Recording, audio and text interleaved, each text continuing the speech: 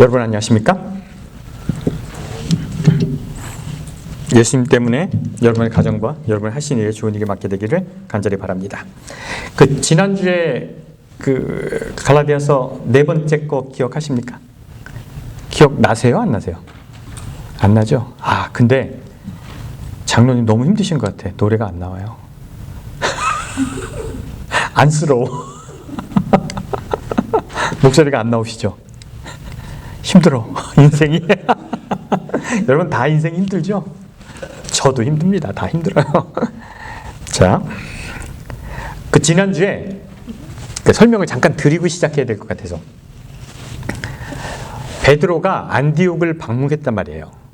그죠? 베드로가 안디옥을 방문했는데 베드로가 안디옥의 이방인들과 밥을 잘 먹고 있다가 며칠 동안 그렇게 잘 지내다가 갑자기 예루살렘에서 본부에서 사람이 오니까 밥 먹다 말고 뭐 어떻게 했어요? 도망갔어요. 이방인과 밥 먹으면 안 되니까. 이방인과 밥 먹으면 안 되니까 도망갔는데 바나바도 같이 도망갔어요. 그래서 바울이 너무 화가 났어요. 아시겠죠? 여기까지는 기억하시겠죠? 오케이? 그래서 이제 요 상태가 됐습니다. 베드로가 안디옥을 방문했을 때 일이에요. 자, 성경절 보겠습니다. 갈라디아서 2장 14절에 있는 말씀 같이 읽도록 하겠습니다. 갈라디아서 2장 14절입니다. 같이 읽겠습니다. 시작. 그러므로 나는 그들이 복음의 진리를 따라 바르게 행하지 아니함을 보고 모든 자 앞에서 게바에게 이르되 내가 유대인으로 이방인을 따르고 유대인답게 살지 않으면서 어찌하여 억지로 이방인을 유다인답게 살게 하려 하였노라. 이 얘기를 하는 거죠. 그래서 바울이 화가 난 거예요. 화가 나갖고 베드로와 바나바, 그때 그렇게 도망간 사람들, 걔네들에게 이르되 공개적으로 이랬어요. 베드로에게 따진 겁니다. 야, 내가 유대인으로서 이방인을 따르고 유대인답게 살지 아니하면서 어찌하여 억지로 이방인을 유다인답게 살려 하느냐. 우리가 성경을 볼 때 여러분들이 성경을 많이 봤을 거예요. 갈라디아서도 여러 번 공부했을 거예요.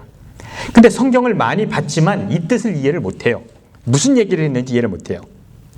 그래서 여러분들이 성경을 백독해도 이해 못합니다. 여러분 기도를 열심히 해도 성경 이해 못합니다. 여러분이 열정이 성경을 이해하게 하는 게 아니에요. 성경은 어떻게 해야지만 알 수 있냐면 공부해야 알 수 있습니다. 공부해야지 알 수 있는데 많은 사람들은 성경을 열정으로 알려고 해요. 기도로 알려고 해요. 그거 죽을 때까지 몰라요. 이 이야기는 베드로가 그런 일을 하고 났을 때 바울이 한 얘기예요. 근데 이 번역은 아주 힘들어요. 그래서 이 번역을 아주 쉽게 설명을 해드릴게요. 어떤 집에 두 집이 사는데 어떤 집에 경찰이 살아요. 그리고 어떤 집에 한 아이가 살아요. 근데 하루는 자기 학교에 경찰이 일일 교사로 왔어. 일일 교사로 왔는데 이 경찰이 여러분, 어린이 여러분, 교통법규를 지켜야 됩니다. 절대 신호를 막 이렇게 설명을 한 거예요. 그렇게 설명을 했는데 그 옆집 아이가 본 이 경찰 아저씨는 맨날 술 먹고 운전하고 오는 아저씨야. 그래서 이 아이가 그 경찰 아저씨의 강의를 듣고 나서 경찰 아저씨한테 이렇게 질문합니다. 경찰 아저씨는 교통법규 다 지킵니까? 라고 얘기를 한 거예요. 얘기를 했더니 아저씨가 말을 하지 못했다라는 얘기가 비슷한 겁니다. 무슨 얘기와 똑같냐면 바울이 베드로에게 이런 질문을 하는 거예요. 베드로 사도님, 당신은 율법을 다 지킵니까? 무서운 질문이죠. 그래서 여러분들 교회 오래 다니신 분, 여러분들은 율법을 지킵니까? 혹은 바리새인들이나 율법학자에게 질문을 하는 거예요. 당신은 율법을 잘 지킵니까? 지킬까요? 안 지킬까요? 유대인들이. 지킬 수 있을까요? 없을까요? 이스라엘의 수도가 텔아비브잖아요. 예루살렘이 이스라엘 수도가 아니에요. 텔아비브에 이 세상에서 동성애자가 제일 많은 나라가 거기입니다. 유대인들이 뭐 정장하고 막 이럴 것 해서 되게 무슨 그럴 것 같죠? 동성애자가 제일 많은 사람들이 유대인이에요. 종교적인 것 같죠? 근데 그렇지 못해요. 그 사람들의 종교적 의식 뒤에는 엄청나게 타락한 모습들이 있습니다. 옛날에 전두환 대통령이 통치를 할 때 어떤 정치를 한다고 그랬죠? 전두환 대통령이 정의사회 구현이라고 그랬어요. 정의사회를 구현한다고 그랬어요. 우리 전두환 씨는 정의사회가 뭔지 모르는 사람이죠. 정의사회를 구현한다고 그랬어요. 노태우 대통령은 보통 사람의 삶이라고 그랬어요. 이 사람은 보통 사람이 아니기 때문에 그렇죠. 요즘 우리 정부는 뭐로 통치한다고 그래요? 법과 공정으로. 법과 공정이 없으면 그걸 한다고 그럽니다. 종교가 타락하면 자기의 모습 속에 없는 것을 강조하게 되죠. 그러면 도대체 유대교, 그 사람들이 믿던 유대교의 뒷면에는 무엇이 있기 때문에 사람들이 그럴까요? 여러분, 어느 나라를 가도, 어느 사회를 가도 유대인들을 혐오하는 문화가 있습니다. 아십니까? 유럽에서도 그랬고요, 러시아에서도 그랬고요, 미국에서도 그랬어요. 왜 유대인들이 종교적이고 하나님을 찬양하고 예배를 드리고 안식일을 지키고 하는데 모든 나라 사람들은 끝끝내 유대인들을 혐오하는 줄 아십니까? 그들의 종교적 모습 속에 가식이 있거든요. 악마적 요소가 있거든요. 그래서 그 사람들을 싫어하는 겁니다. 어디서나 추악한 모습을 보이기 때문에 그래요. 왜 그럴까요? 그들의 종교 속에 숨겨진 탐욕이 있기 때문에 그렇습니다. 구약의 율법이 얼마나 어떤 건지 우리가 모르고 우리가 이야기를 하는데, 여러분 구약의 율법이 어떤 건지 한번 제가 설명을 드리고 싶어요. 마태복음 8장 2절에 있는 1절로 4절인데 마태복음 8장 2절에 있는 말씀인데 제가 읽을게요. 2절로 4절인데 제가 읽을게요. 예수께서 이르시되 삼가 아무에게 누리지 말고 다만 가서 제사장과 내 몸을 보이고 모세가 내게 명한 예물을 드려 그들에게 입증하라 하라. 마태복음 8장은 어떤 내용이 있냐면 예수님께 문둥병자가 찾아옵니다. 아셔요? 예수님 문둥병을 고쳐주십시오 했더니 예수님께서 손을 대셔서 문둥병자를 고치셔요. 아시죠? 그리고 문둥병자를 고치시고 그의 사람에게 이르기를 뭐라고 하냐면, 네가 가서 죄사함을 받았으니까 제사장에게 보이고 모세에게 명한 대로 한 그 율례를 지키도록 하라라고 예수님께서 명령하세요. 그래서 그 문둥병자가 제사장에게 가서 문둥병이 깨끗함을 낳았다는 얘기를 듣는 얘기가 이 얘기죠. 그런데 이 얘기는 되게 간단해요. 문둥병을 낫게 하시고 그 문둥병이 낫다는 것을 증명하기 위해서 제사장에게 가는데, 그리고 모세가 명한 대로 제물을 바치면 되는데, 이 얘기는 레위기 14장에 나와 있습니다. 레위기 14장 2절에 있는 말씀을 한번 같이 읽도록 하겠습니다. 레위기 14장은 문둥병자에게 하는 얘기예요. 같이 읽어보겠습니다. 레위기 14장 2절 시작. 나병 환자가 정결하게 되는 날에 규례는 이러하니 곧 그 사람은 제사장에 데려갈 것이요. 그래서 레위기 14장의 율법 얘기를 제가 여러분에게 해줄게요. 어떤 율법을 예수님이 지키려고 했는지.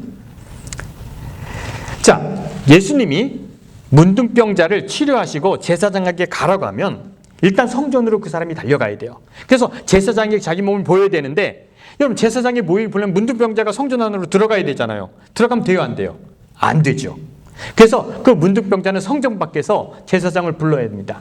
제사장님, 제 문둥병이 사함받았습니다. 그럼 제사장은 꾸역꾸역 나오죠. 제사장이 나와서 그 사람을 먼 발치에서 보고, 자, 이 진영에 있으면 안 되니까 바깥으로 나가자. 그래서 진 바깥으로 나가야 돼요. 그 진 바깥으로 나가서 그 문둥병자를 검사합니다. 돌아봐 한번. 그래, 있나 없나? 오케이. 깨끗해진 것 같네? 그러면 이제 너는 문둥병이 치료됐으니까 어떻게 해야 되냐면 이렇게 해야 돼요. 제사장이 문둥병자한테 얘기합니다. 너는 새 2마리를 갖고 오고, 살아있는 새 2마리를 갖고 오고, 송백나무를 갖고 오고, 진홍빛 털실을 갖고 오고, 우슬초를 갖고 오라고 그래요. 이 4가지를 가지고 성전으로 와야 돼요. 그럼 이 문둥병 걸린 환자가 얼른 가서 이거를 구해야 돼요. 이것을 구한 다음에 이것을 가지고 제사장에게 옵니다. 뭐를 갖고 왔어요? 새 2마리. 그 다음에 송백나무. 그 다음에 진홍빛 털실을 갖고 오고요. 그 다음에 우슬초를 갖고 옵니다. 이 4가지를 갖고 오면 제사장이 질그릇이에요. 질그릇은 뭐냐면 빚어서 만든 질그릇, 토기 그릇에다가 깨끗한 흐르는 물을 받아요. 받은 다음에 새를 잡아서 모가지를 딱 들어서 피를 거기다 떨어뜨려야 돼요. 아시겠죠? 그 피를 떨어뜨려갖고 그 피를 그 문둥병이 걸려있는 사람한테 7번 뿌려야 돼요. 우슬초를 가지고 이렇게 아마 뿌린 것 같아요. 우슬초 가지고 뿌려요. 그 다음에 새 한 마리를 잡았죠. 그 다음에 새 한 마리가 남죠. 그 새 한 마리를 진홍색 실을 달죠. 그 진홍색 실을 그에 묶은 다음에 동쪽으로 날려보내요. 그 문둥병이 정결함을 입었다는 거예요. 그 성경에 나오는 얘기를 제가 하는 겁니다. 실을 새한테 묶어서 동쪽으로 날려보내요. 그 다음에 이 사람에게 어떻게 얘기를 해야 되냐면, 너는 집 밖에서 일주일 동안 집에 들어가지 말고 일주일 동안 집 밖에서 자. 일주일 동안 집 밖에서 자라고 합니다. 집 밖에서 잘 때 옷을 빨아야 되고요. 온몸에 털을 다 밀어야 돼요. 온몸에 털을 다 밀어야 돼요. 7일을 지나고 목욕을 하고 8일이 되는 날 수량 2마리를 데리고 와야 되고요. 암양 1마리를 갖고 와야 되고요. 밀가루 6.6리터를 갖고 와야 돼요. 그리고 올리브기름 3리터를 갖고 와야 돼요. 리터가 얼마죠? 리터병. 그만큼을 3개를 갖고 와야 되고요. 기름. 그 다음에 6개 반을 갖고 와야 돼요. 밀가루를. 자, 성전으로 갖고 옵니다. 8일이 됐을 때 이렇게 해야 돼요. 레위기 14장 13절 찍었습니까? 자, 같이 읽어보겠습니다. 시작. 그 어린 순양은 거룩한 장소인 속죄제와 번제 잡는 곳에서 잡을 것이요 속죄 제물은 속죄 제물과 마찬가지로 제사장에 돌릴지니 이는 거룩한 것이 될지니라. 이렇게 얘기를 한 거예요. 무슨 얘기냐면 제가 이걸 그대로 해석해 드릴게요. 수장과 수량은 거룩한 장소 성소에서 곧 속죄제와 번제물 잡는 곳에서 하나는 속죄제로 잡고 하나는 번제제로 잡을 것이고, 그것은 속건제는 속죄제물과 마찬가지로 제사장에 돌리게. 양 2마리를 잡는데, 그리고 얌양 1마리를 잡는데 하나님께 돌릴지니 이것은 누구 것이 되느니라? 제사장 것이 되느니라. 이 말이에요. 아시겠죠? 하나님께 드리는데 제사장에게 돌릴지니 이는 거룩한 것이니라. 마찬가지로 제사장에게 돌릴 것이니라. 이런 얘기를 하는 거죠. 자, 그러면 수장 1마리를 잡습니다. 수장 1마리를 잡아요. 피를 내죠. 그 피를 가지고 어떻게 하는 건지 잘 보세요. 피를 가지고 그 문둥병 걸린 사람의 오른쪽 귀에 바릅니다. 자, 오른쪽 귓볼에 바르고요. 엄지손가락에 바릅니다. 엄지 발가락에 바릅니다. 그렇게 피를 발라요. 그 다음에 올리브 기름을 갖고 왔잖아요. 그 문둥병 걸린 사람 왼손에 올리브유를 부어요. 그 다음에 이 올리브유를 다시 피를 발랐던 오른쪽에 바릅니다. 오른쪽 엄지손가락에 바릅니다. 그리고 오른쪽 엄지 발가락에 바르고 이 기름은 또 머리에도 바릅니다. 머리에도 바르고요. 그 다음에 이 올리브 기름을 7번 성전에다 뿌립니다. 7번 뿌리고요. 그 다음에 머리에도 바르고요. 그 다음에 레위기 14장 19절을 한번 보세요. 이제 정리를 할게요. 14장 19절 했습니까? 안 했습니까? 아까 뭐 이거랑 비슷한 얘기예요. 그 다음에 나머지는 속죄제와 속건제로 드리니 1년 된 암살을 번제로 드리니 이렇게 하는 거예요. 이렇게 하면 문둥병이 깨끗해진 겁니다. 재밌지 않습니까? 귓볼에다 바르고 엄지발가락에다 바르고 그러면 여러분 그 당시 문둥병이라고 정의하는 것은 그 당시는 MRI가 있는 것도 아니고 바이러스를 안 것도 아니에요. 그 시대는 어떤 거냐면 피부병이 나면 대부분 문둥병으로 진단하는 겁니다. 그리고 그것이 나면 문둥병이 나아지는 거예요. 그 시대에 뭐 문둥병인지 종기인지 어떻게 구분을 해요? 몰라요. 그렇기 때문에 이렇게 피부병에 걸린 사람들은 이렇게 해서 진 밖에서 나갔다가 돌아올 수 있는 것이죠. 레위기 14장의 내용을 그대로 하면 참 그래요. 예수님이 문둥병자를 치료하시고 나서 그 문둥병자를 제사장에 가고 제사장에게 해서 레위기에 나와 있는 대로 하라 그러면 예수님도 그렇게 이제 문둥병자 그렇게 하라는 거 아니에요. 왜 이렇게 해야 됩니까? 왜 순양 2마리를 암양 1마리를 가져가고 산새를 왜 동쪽으로 씨를 끌어서 보내야 됩니까? 왜 그래야 되죠? 이것을 해야지 된다는 거예요. 왜 해야 됩니까? 구약은 이런 얘기가 많아요. 지나가다가 시체를 만지면 뭐 붉은색 왕수를 짜서 그 재를 뿌려서 그 재로 정결하게 목욕을 하라는 얘기 있고, 여자가 하혈하면 또 그것도 죄예요. 수많은 율법이 있어요. 수많은 것을 지키라고 그래요. 그래야지만 여러분이 정결하다고 얘기합니다. 그게 율법이에요. 레위기의 율법이에요. 그러면 제가 질문할게요. 그 시대 사람들이 그 율법을 지켰을까요? 안 지켰을까요? 지켰을까? 안 지켰을까? 집사님 지켰을 것 같아? 안 지켰을 것 같아? 예? 일단 양이 3마리가 필요해. 일단. 예? 다 지키지 뭐 일본만 지키. 어떻게 지켜야 돼? 할수 있는 걸 하고 못하면 그럼 다 지킨 게 아니네. 못했을 거란 말이죠. 어렵다는 거죠. 근데 그것을 해야지 정결하게 된다면 어떻게 되는 거예요? 저는 레위 지파나 바리새인이나 이거 다 못했을 거라고 생각해요. 도저히 지킬 수 없는 율법이야. 그 율법이 구약에 너무나 많이 있어요. 출애굽기에 몇 명이 출애굽했다고 나옵니까? 60만 대군이 왔다 그러죠. 남자만 60만이라고 그러죠. 그럼 6월절에 한 가정에 한 마리의 양을 잡아야 돼요. 그럼 6월절 전날 몇 마리의 양이 잡혀야 되는지 아십니까? 60만 마리의 양이 잡혀야 돼요. 60만 마리가 얼마나 많은지 생각이 안 되십니까? 그럼 60만 마리를 잡아야 돼. 근데 놀라운 것은 그때 제사장이 딱 3명이에요. 아론과 아론의 2 아들밖에 없어요. 그리고 여러분들이 아셔야 되는 거는 하나님이 좋아하는 고기 부위가 있는데 어딘지 아십니까? 어떤 게 좋을 것 같아요? 전 고기를 먹으면 주로 갈비를 먹으려고 생각해요. 갈비는 일반 교인들이 먹을 수 없습니다. 여러분 아셔야 돼요. 모든 제사에서 소나 양의 갈비, 속죄제, 속건제 모든 제사에서 갈비와 오른쪽 넓적다리는 하나님께 드릴지니 제사장의 몫이 될지니라 그래요. 그래서 여기에 이 속건제로 드리는 방법은 이런 거예요. 소를 잡죠. 염소를 잡죠. 염소를 잡으면 갈비를 이렇게 잘라낸단 말이에요. 그래서 요제로 드릴지니, 요제는 뭐냐면 이것도 요제예요. 갈비를 잡고 흔들어요. 하나님 받으세요. 그리고 누구의 몫이 될지니 제사장의 몫이 되는 거예요. 그럼 하나님은 어떤 제물을 받으셔요? 그냥 번제를 드리면 하나님이 소를 다 태우는 것 같아요? 그럴 것 같아요? 그런 제사는 없습니다. 번제든 요제든 속건제든 모든 제는 하나님은 냄새를 맡는 거예요. 하나님은 냄새를 맡는데 어떤 것 냄새를 맡는지 아십니까? 내장과 기름과 똥 냄새를 맡는 거예요. 제단에 바쳐서 태우는 거는 뭐라고요? 소를 다 잡을 것 같아요? 그런 제사는 없습니다. 그래서 신은 냄새를 맡는 거예요. 신은 냄새를 맡는 거예요. 모든 제물을 여러분이 제사 제도를 가만히 보면 먹을 거는 다 사람이 먹고 그다음 누가 냄새를 하늘로 올리는 거예요. 그리고 갈비와 오른쪽 넓적다리는 누구의 몫이 될지니 제사장의 몫이 될지니 하나님께 요제로 드릴지니라 이런 거죠. 이게 레위기의 예언이죠. 그러면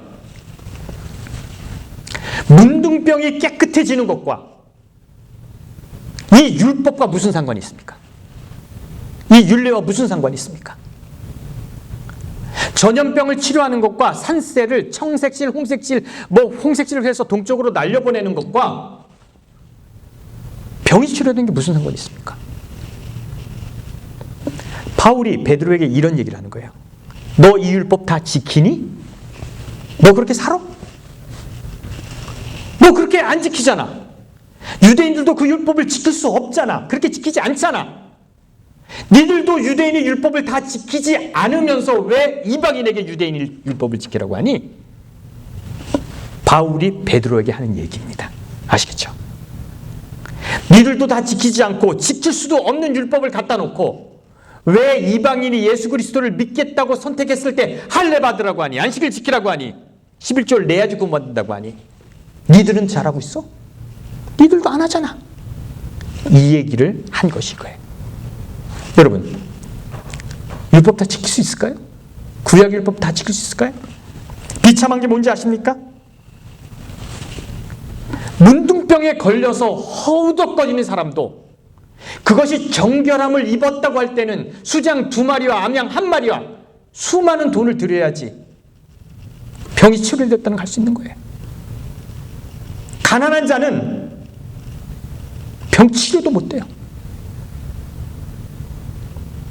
종교가 종교의 이익을 위해서 그 예식을 자기네 마음대로 사용할 때 종교가 만든 덫에 걸려서 허우적거리는 사람 예수님 만날 수 없어요. 수장을 잡는 것과 하나님을 만나는 것은 전혀 아무 상관이 없어요. 그러나 종교는 많은 사람들을 그 종교의 덫에 허우적거리게 만들어요.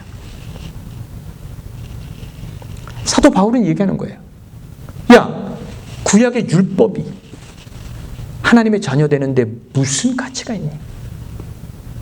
너 그렇게 하니? 베드로에게 얘기하는 거예요. 여러분들은 비교적 율법주의자죠. 그런 여러분들은 율법 지키고 삽니까? 어제 강도 들었는데 너무 힘든데 교회 나와 있는 당신이 불쌍한 거예요. 하나님은 오늘 좀 쉬시지. 미치겠는데 힘들어 죽겠는데 오늘도 나와서 이렇게 뭔가 해야 된다는 그게 하나님 앞에 정자세라고 생각하는 그게 바보 같은 일이에요. 율법은 우리를 옥매운다고요. 하나님 앞에 어떤 자세가 있다고 생각하게 만든다고요. 그럼 넌 율법을 지키니? 애시당초 안 되는 일이에요. 근데 종교는 그것을 해야 된다고 가르치는 거예요. 여러분, 종교가 만든 덫에 걸리면요 미칩니다. 종교가 여러분을 옥매기 시작하면 미칩니다. 어떤 걸 믿겠냐는 거예요. 사도 바울이 질문하는 거예요. 야, 베드로야, 너는 그렇게 사니? 너도 그렇게 못 살면서 왜 새로 예수님을 믿겠다는 사람들한테 그것을 지키라고 그래? 네가 과연 그렇게 하니? 15절입니다. 갈라디아서 같이 읽겠습니다. 시작. 우리는 본래 유대인이요 이방 죄인이 아니로되 16절입니다. 사람이 의롭게 되는 것은 율법의 행위로 말미암은 것이 아니요 오직 예수 그리스도를 믿는 믿음으로 말미암은 줄 우리도 그리스도 예수를 믿나니 이는 우리가 율법의 행위로서가 아니고 그리스도를 믿음으로써 의롭다함을 얻게 하려 함이라. 율법의 행위로서 의롭게 얻을 자가 없나니. 이런 얘기를 하는 거야. 야, 네가 유대인 됐는데 네가 선택해서 유대인이 됐어? 아니잖아. 네가 태어나니까 유대인이잖아. 네가 뭘 해서 네가 율법을 지켜서 유대인이 됐어? 아니잖아. 네가 그냥 유대인에 태어났으니까 유대인이잖아. 율법을 지켜서 유대인이 된 것이 아니니까 그냥 유대인이 된 거 아니야. 마찬가지로 예수 그리스도의 자녀된 것도 그냥 된 거야. 율법을 지켜서 되는 것이 아니라 할례를 받아서 되는 것이 아니라 안식일을 지켜서 그리스도인이 되는 것이 아니라 네가 하나님을 믿으면 되는 거야. 그냥 믿으면 된 것을 왜 너는 지키라고 했냐. 17절입니다. 다 같이 이건 좀 되게 중요한 거니까요. 한 읽어볼래요? 같이 한번 크게 한번 읽어봤으면 좋겠어요. 시작. 만일 우리가 그리스도 안에서 의롭게 되려 하다가 죄인으로 드러나면 그리스도께서 죄를 짓게 하는 자냐? 결코 그럴 수 없느니라. 오늘 여러분 잘 오셨습니다. 옆 사람에게 잘 오셨다고 얘기하세요.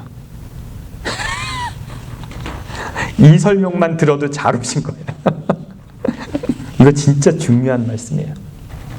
그런데 이해를 못했어요. 저도 뭐 몇 년 전에 이해를 했는데 제가 20년 동안 목회를 하고 그래도 몰랐어요. 전혀 몰랐어요. 왜 전혀 몰랐냐면 모를 이유가 있더라고요. 어떤 교단에서 소속된 사람은 그 시각으로만 볼 수밖에 없어요. 그걸 벗어나지 않습니다. 절대 벗어나지 않습니다. 그래서 뭔가 조직에 소속된 사람은 그 소속된 대로 보는 경향이 있기 때문에 이 성경절이 안 보여요. 그런데 제가 뭘 안다는 것이 아니라 지난주에 여러분들에게 동굴의 비유를 설명했는데 기억나십니까? 동굴의 비유? 전혀 생각 안 나요? 동굴의 비유 생각나세요?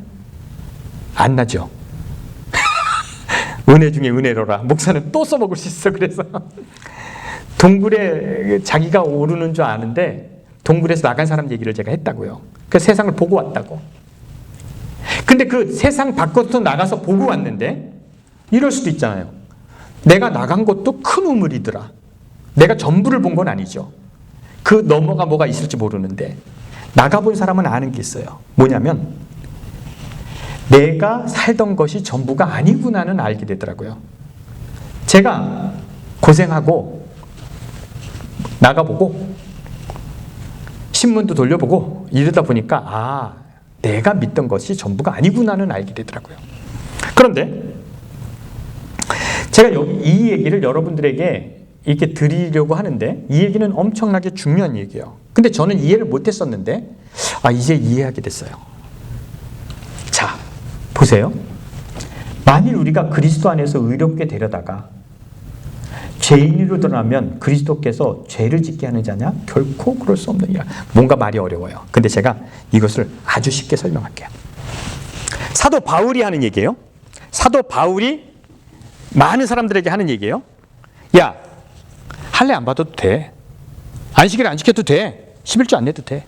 네가 예수님을 믿으면 구원을 받아. 믿습니까? 믿어요? 안 믿어요? 믿어요? 집사님 믿어요? 안 믿어요? 묻지만 말고 믿어요? 안 믿어요? 안 믿어요? 왜 안 믿어요? 그 집사님 언니셔요? 비슷하게 생기셨는데. 아니에요? 동생? 자, 사도 바울이 전한 복음이 그거예요. 율법은 아니다. 구원을 받았다. 이런 얘기를 하는 거란 말이에요. 그죠? 그런데 심판날이 됐어. 예수님이 재림하시는 날이 됐어요. 재림하시는 날이 됐는데 나는 굳건히 그렇지 않아도 되는 줄 알고 심판대에 쓴 거야. 근데 예수님이 심판정에 있는데 소목사 할례 받았어 안 받았어? 11조 냈어 안 냈어? 물어보니까 하나도 안 했는데요. 굳건히 믿고 그렇게 살았는데 야, 할례 받아야지. 왜 할례 안 받았어? 왜 11조 안 냈어? 왜 안식일 안 지켰어? 왜 율법 안 지켰어? 너 원래 율법을 지켜야 되는 건데 이런 심판을 받았어요. 율법이 나를 죄인이라고 한단 말이에요. 아시겠어요? 진짜로는 할례를 받았어야 되는 거야. 바울한테 속은 거야. 아시겠죠? 여러분들은 저한테 속아가지고 할례 안 받아도 되고 안식일 안 지켜도 되고 이런 얘기를 들었어요. 그래서 여러분들이 그냥 할례도 안 받고 율법도 안 지키고 이렇게 열심히 살다가 심판날에 갔는데 죄인임이 증명됐어. 할례를 안 받아서. 여러분 떡된 거죠. 바울 잘못 만나서 할례까지 거 받아버릴 걸.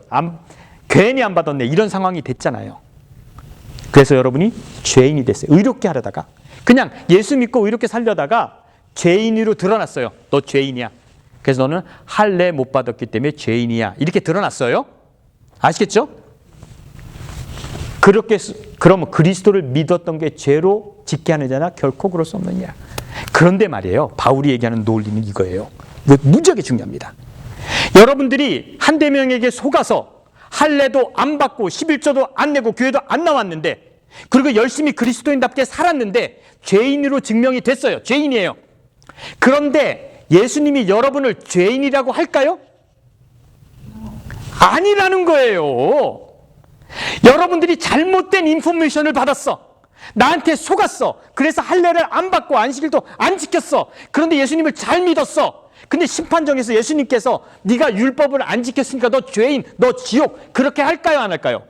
그렇게 안 할 거라는 거예요. 죄인으로 드러나도 그러면 예수를 믿은 게 결코 죄냐? 죄가 아니라는 거예요. 아시겠어요? 하나님은 그렇게 안 하는 거예요. 우리 아들이 내가 원하는 게 있어요. 근데 우리 아들이 내가 원하는 게 있는데 그걸 안 했어요. 그리고 내 심판대에 왔어요. 그래서 너는 아빠한테 용돈을 안 줬기 때문에 너는 죄인이야 라고 내가 할까요 안 할까요? 안 할 거라는 거예요. 율법을 지켜야 되는 것이 다 맞았다고 쳐요. 안 하고 예수님을 믿고 믿음으로 나온 사람, 그렇게 산 사람 죄인이라고 할까요? 따라가시 말하면 결코 그럴 수 없느니라. 결코 그렇지 않아요. 여러분이 율법을 안 지켰다고 해서 여러분을 죄인으로 말할 수 있을까? 결코 그럴 수 없습니다. 이거 놀라운 복음 아닙니까? 여러분들이 질문하셔야죠. 좋습니다. 질문하세요. 바울이 다메섹에 네. 갔는데 예수님을 만났다. 네. 둘이 아주 눈이 멀어져. 예. 만났는데 사람에게 의논을 절대로 안 했다. 예. 근데 여기 와서는 네. 어떠한 어토리티를 갖고 너는 그럴 수 없다. 결코 그럴 수 없느니라 하고 얘기를 하는지 예. 어떤 신앙 가지고? 꼴이 어디서 나왔는지. 중요한 것 같아요. 중요한 것 같아요. 바울이 율법 가지고 실험하던 사람이면 가능합니까? 율법을 지키려고 노력한 사람이 그러면 이제 설교 없는 얘기를 할게요. 그냥 설명을 하기 위해서.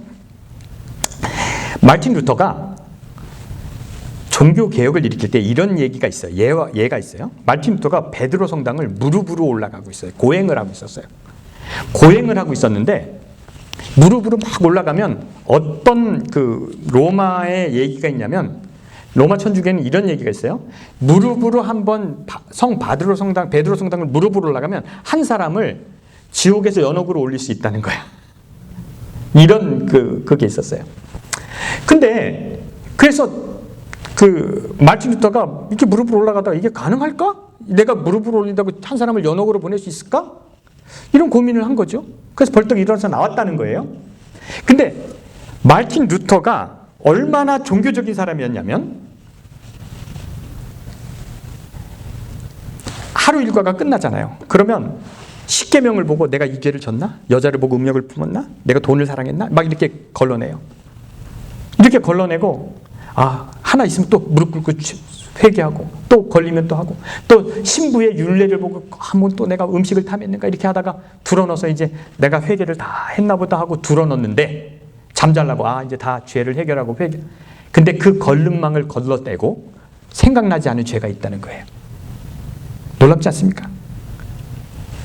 마르틴 루터가 고해성사를 하는데 6시간을 그 신부님을 놓고 고해성사를 하는 거예요. 그래서 고해성사를 하니까 그 주임 신부님이 그런 회개는 살인하고 와서 하는 거야. 별거 아닌 거는 좀 하지 좀 마라. 6시간을 잡고 있으니까 고해성사 받는 그 신부가 너무 화가 나서 그런 거는 살인 정도 했을 때 회개하는 거야. 너는 그거 죄 아니야. 이렇게 할 정도로 마르틴 루터는 그런 생각을 했어요. 근데 마르틴 루터가 그 많은 걸름 장치를 통해서 자기 죄를 회개하려고 했는데 할 수 있을까요? 없을까요? 없더라는 거예요. 그래서 마르틴 루터가 마지막으로 종교개혁을 외칠 때 인간은 모두 할 수 없구나. 회개도 못하는구나. 내 죄를 구분하지도 못해. 그 때문에 회개도 할 수 없는 사람이 뭘 회개를 해. 이거는 잘못했다고 회개했는데 이게 잘못인 거를. 그래서 마르틴 루터는 인간은 모두 할 수 없다. 회개도 할 수 없다. 뭐를 붙잡아야 된다? 은혜를 붙잡아야 된다라고 하는 거예요. 마찬가지로 사도 바울이 율법을 지키려고 노력해봤단 말이죠. 율법주의자의 삶을 살아봤죠. 그 됩니까 안 됩니까? 안 되죠. 그럼 마르틴 루터 사도 바울이 결론을 내린 게 뭐예요? 안 되더라는 거죠. 우리는 연약하기 때문에 뭐를 받아봐야 돼요? 은혜로밖에 되지 않는다는 거죠. 근데 이게 사실입니까 아닙니까? 이건 명확한 사실이에요. 여러분, 양을 잡는 것이 여러분의 죄를 없애는 거랑 상관이 있을까요 없을까요? 없어요. 이거는 종교에 대해서 고민한 사람은 명확하게 얻을 수 있는 겁니다. 그러면요, 한 가지 질문을 해볼까요? 질문하니까 또 원고랑 삐끗해 나갑니다. 그냥 갑니다. 여러분 죄가 용서받기 위해서 양 한 마리를 잡는 것과 회개하는 것 어떤 것이 편합니까? 고장로님 어떤 걸 선택하실래요? 장로님 오늘 죄를 졌어.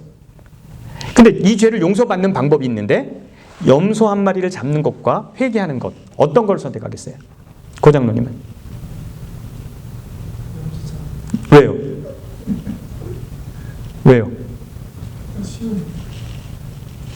회개는요 제대로 했는지 안 했는지 몰라요. 찝찝해.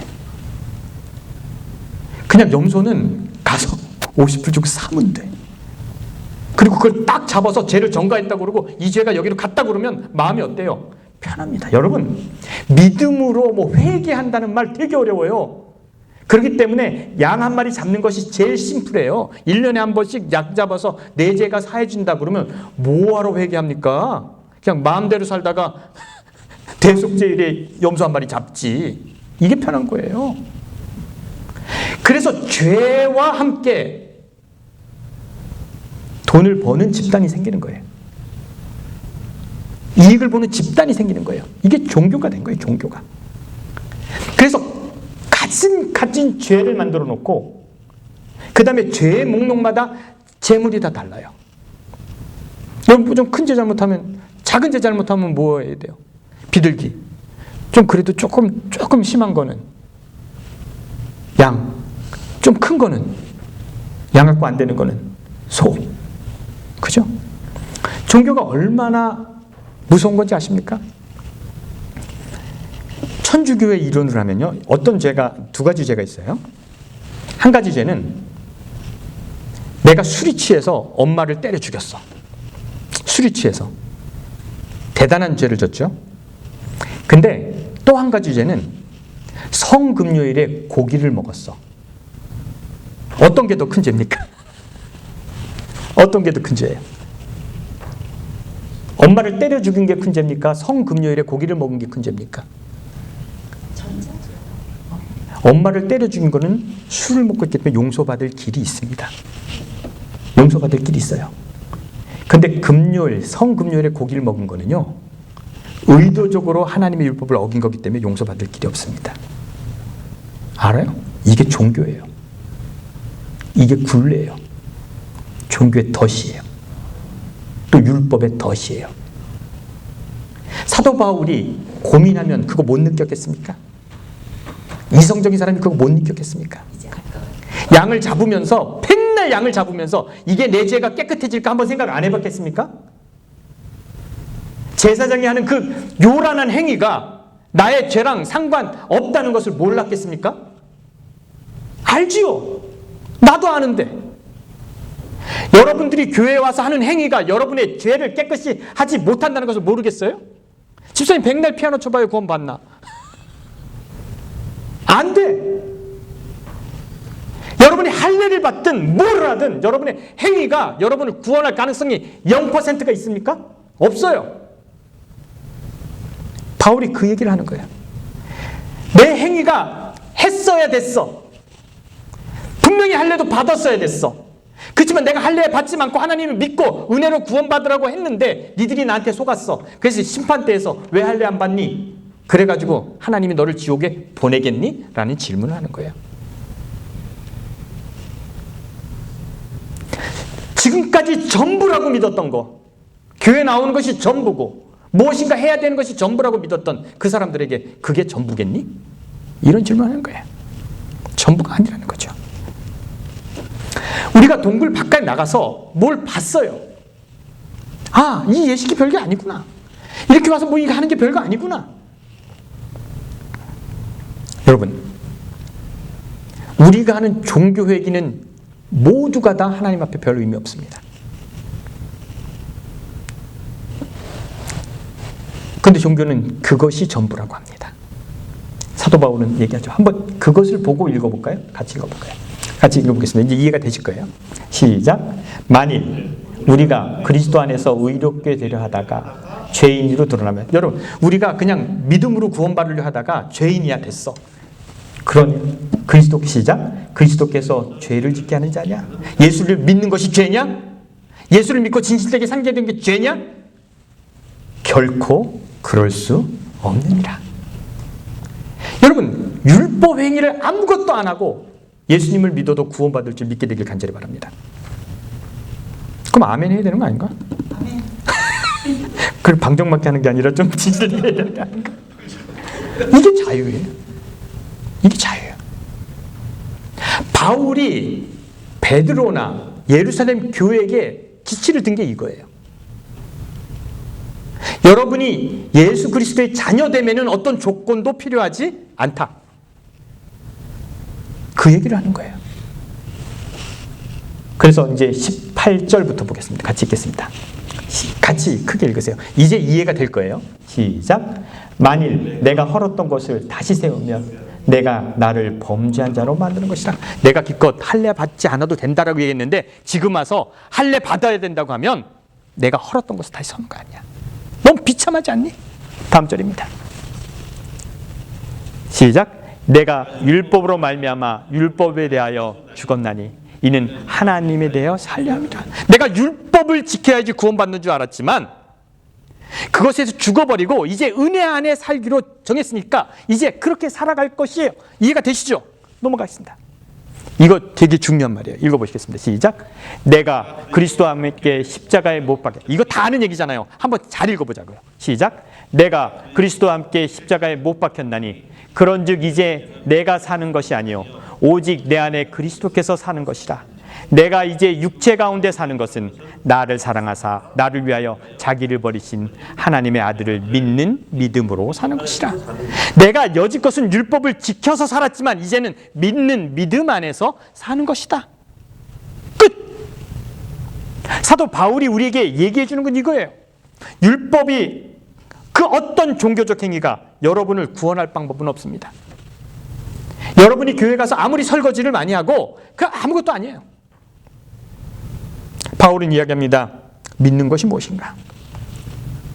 지금 내가 사는 것은 내 안에 그리스도께서 사신 것 때문에 내가 율법으로 살려가다가 이제 나를 사랑하사 자기 몸을 버리신 예수 그리스도를 믿는 믿음으로 사는 것이라. 쉽게 얘기하면 이런 거죠. 내가 아들 되면 그냥 아들이었다. 뭘 해서 아들이 아니라 여러분이 그리스도인 됨에 있어서 무엇을 해서 그리스도인이 되는 것이 아니라 그냥 그리스도인이 된 것이다. 그리고 구원을 받는 것이다. 이런 설교를 하면 교회에 나오겠습니까? 안 나오겠습니까? 11조 내겠습니까? 안 내겠습니까? 교회가 되겠습니까? 안 되겠습니까? 안 되죠. 그런데 여러분은 자유하겠습니까? 자유하죠. 이 교회는 자유한 사람들이 오면 좋겠어. 피곤하면 안 와도 됩니다. 노래 안 하면 되죠. 목이 잠겼는데 뭘 와서 그렇게 힘들게 하셔. 어제 감도도로 때문에 도둑놈아 때문에 하던 거 해야 돼요? 안 됐어요. 자유해. 목사는 진정한 목사는 여러분에게 다 안 해도 된다고 얘기해야 됩니다. 진정한 목사는 그래야 돼요. 그런데 여러분은 그래도 할게요 라고 해야 됩니다. 그래야지 교회가 운영됩니다. 목사는 피곤할 때 오지 말라고 그래야 되고 장로님은 많은 사람이 교회에 오기 위해서 책임해야 되는 거예요. 목사는 여러분에게 자유를 선포하고 하나님은 여러분에게 자유를 선포하고 여러분들은 교회 발전을 위해서 노력하는 것, 이게 교회예요. 제가 안 와도 된다고 해서 다 안 오면 끝. 망하는 거예요. 괜찮다고 해서 진짜 괜찮아요. 그럼 끝나는 거예요. 그렇기 때문에 목사는 끊임없이 자유를 선포하고 교인들은 끊임없이 노력해야지 하나님의 사업은 발전하는 겁니다. 왜 이 모양인지 아십니까? 자유롭다고 그러면 다 가버려요. 안 돼요. 이게 딜레마예요. 그래서 교회는 율법으로 여러분을 옥매어야 됩니다. 안 오는 것도 죄로 만들어야 돼요. 그러니까 이것은 올바른 종교의 모습이 아니에요. 여러분 저거 한번 다시 읽고 끝내겠습니다. 같이 읽겠습니다. 자, 20절 같이 읽고 끝내겠습니다. 시작. 내가 그리스도와 함께 십자가에 못 박혔나니 그런즉 이제 내가 사는 것이 아니요 오직 내 안에 그리스도께서 사는 것이라. 이제 내가 육체 가운데 사는 것은 나를 사랑하사 나를 위하여 자기 자신을 버리신 하나님의 아들을 믿는 믿음으로 사는 것이라. 여러분 그런 그리스도인 삶 살게 되길 간절히 바랍니다. 기도하겠습니다.